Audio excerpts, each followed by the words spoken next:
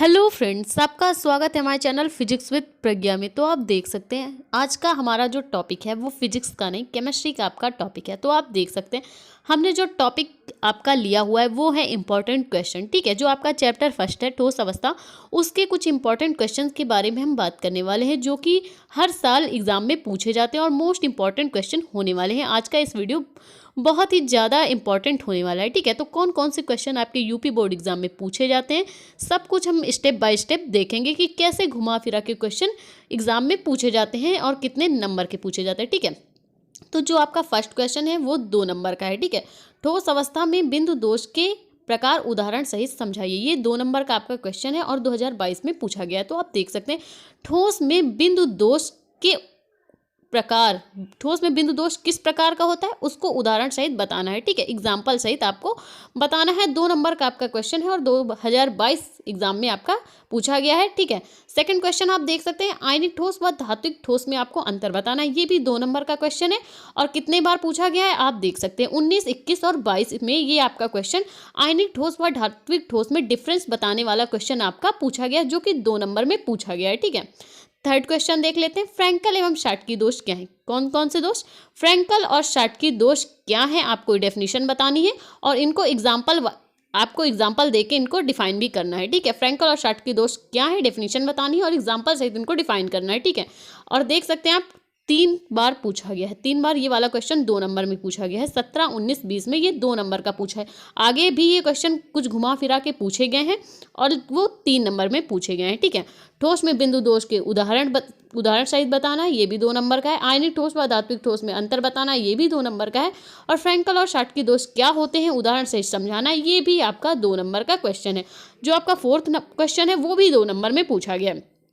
Question आपका क्या है, निम्न जालकों में, किसमें, निम्न जो जालक हैं आपके जिनमें एकक कोष्टिकाएं होती हैं, जालक बिंदु कौन से होते हैं वो वाला क्वेश्चन है आपका। निम्न जालकों में से प्रत्येक की एकक कोष्टिका में कितने जालक बिंदु होते हैं ये आपको बताना है। ठीक है, 2022 में ये आपका क्वेश्चन प्रीवियस ईयर एग्जाम में आपका पूछा गया है। निम्न जालकों में से प्रत्येक की एकक कोष्टिका में कितने जालक बिंदु होते हैं आपको बताना है। तो देख सकते हैं आप फलक केंद्रित घनी आपके घनी निकाय में आपको बताना है कितने जालक बिंदु होते हैं, फलक केंद्रित चतुष्कोणीय में बताना है, अंतः केंद्रित में भी आपको कितने जालक बिंदु होते हैं बताना है। ठीक है, फलक केंद्रित घनी निकाय में बताना है, फलक केंद्रित चतुष्कोणीय में कितने जालक बिंदु होते हैं और अंतः केंद्रित में कितने जालक बिंदु होते हैं। 2 नंबर का आपका क्वेश्चन और 2022 एग्जाम में आपका प्रीवियस ईयर एग्जाम में आपका 2 नंबर में पूछा गया। ठीक है, तो ये जो आपका 5 क्वेश्चन है, 5वां क्वेश्चन है, ये आपका 3 नंबर में पूछा गया। ये क्वेश्चन आपका 3 नंबर में पूछा गया और देख सकते हैं आप 18, 19, 22 में आपका ये क्वेश्चन पूछा गया है। ठीक है,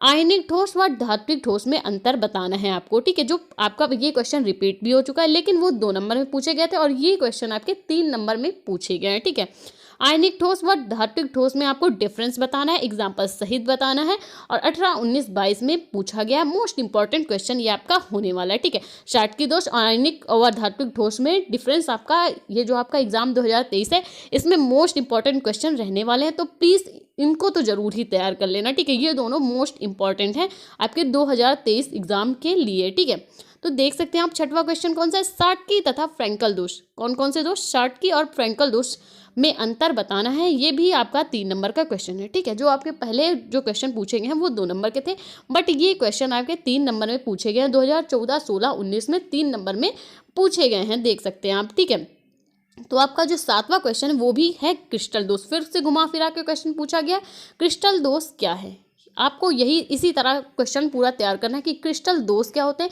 क्रिस्टल दोष के ही डिफरेंस है आपके, ये आपके पार्ट है शाटकी और फ्रैंकल दोष।